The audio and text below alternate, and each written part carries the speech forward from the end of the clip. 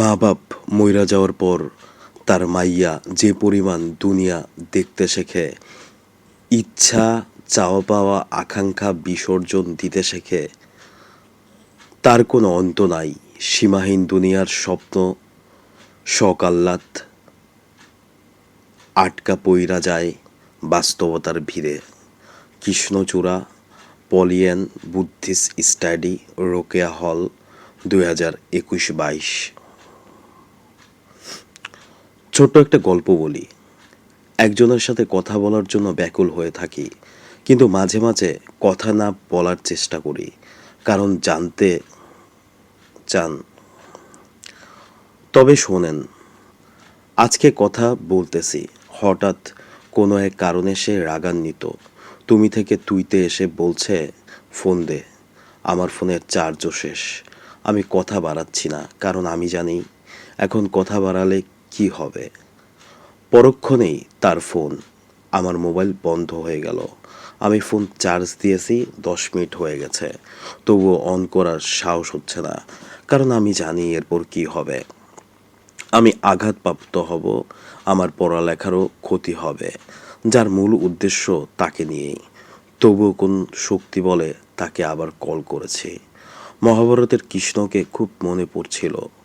ধ্বংসার্থ ফলাফল জেনেও যে যুদ্ধকে স্বীকার করেছিল। আমার যুদ্ধের ফলাফল জানতে চান? এখনো খেতে পারিনি, পড়তেও পারিনি, শুধু দোয়া করতেছি আমাকে পড়ার শক্তি দাও আল্লাহ। মানব মন বড়ই আজব। অজ্ঞানের যতটুকু ব্যথা পায়, জ্ঞানে তা বহুগুণ। নাম প্রকাশে অনিচ্ছুক, ভূতত্ত্ব, ফজলুল হক খল, 2016-17।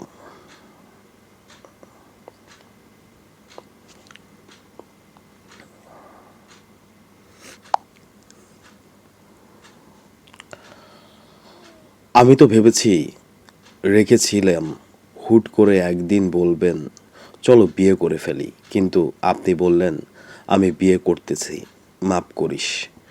নাম প্রকাশে অনিচ্ছুক, মনোবিজ্ঞান বিভাগ, শিক্ষাবর্ষ 2017-18, রোকেয়া হল। এই পলাশ, ছদ্মনাম, শোনো না, এদিকে আয়, প্রেম করবি আমার সাথে? এরকম বিভৎস রকমের প্রশ্ন, কথা আর আবদারের ভেতর দিয়ে যেতে হয় তাকে। তুই কি হিজড়া মেয়ে? তোর তো মেয়েলি স্বভাব, নাকি সমকামী? তোর কি আছে লিঙ্গ? তুই কি পারবি? তোর পরে কি লাভ? তোকে তো ভালো কোনো চাকরি দেবে না। প্রাথমিক, মাধ্যমিক, উচ্চ মাধ্যমিক এবং বিশ্ববিদ্যালয়ে সেই একই কথা পুনরাবৃত্তি। কখনো মনে হয় কোনো এক সকালে যদি আমার কণ্ঠটা পুরুষের কণ্ঠে ফিরে পেতাম। কখনো তাদের কথার প্রত্যুত্তর না দিয়ে নিজেকেই নিজেই বলি, সৃষ্টিকর্তা আমাকে এমন করেই দেখতে চেয়েছেন হয়তো। আমি না হয় স্রষ্টার বানানো মঞ্চের অবহেলা, মজার বা কৌতূহলের এক অদ্ভুত প্রাণী হয়েই বেঁচে থাকলাম, নাম প্রকাশে অনিচ্ছুক। অনুজদের কাছে পরামর্শ থাকবে যে বন্ধু নির্বাচনের সর্বোচ্চ সতর্কতা অবলম্বন করতে হবে।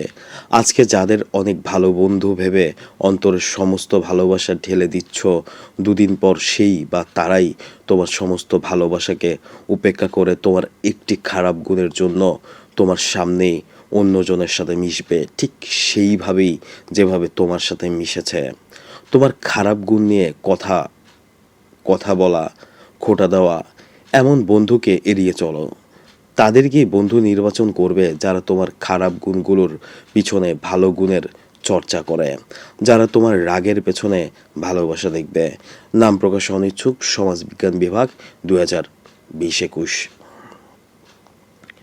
তোমার চোখ লাল কেন? কঠিন চোখে সে আমার দিকে তাকিয়ে জিজ্ঞেস করেছিল। কোন দিন জিজ্ঞেস করেছিল কৃষ্ণচূড়া কেন লাল?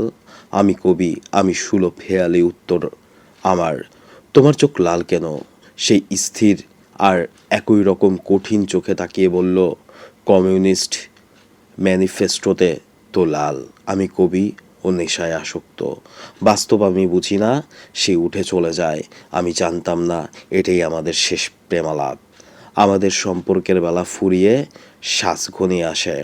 সাজের বেলায় অদ্ভুত লাল রঙের আভায় দিগন্ত উদ্ভাসিত। তখনও আমার চোখ লাল। নাম প্রকাশে অনিচ্ছুক, 2006-07, শিক্ষা ও গবেষণা ইনস্টিটিউট।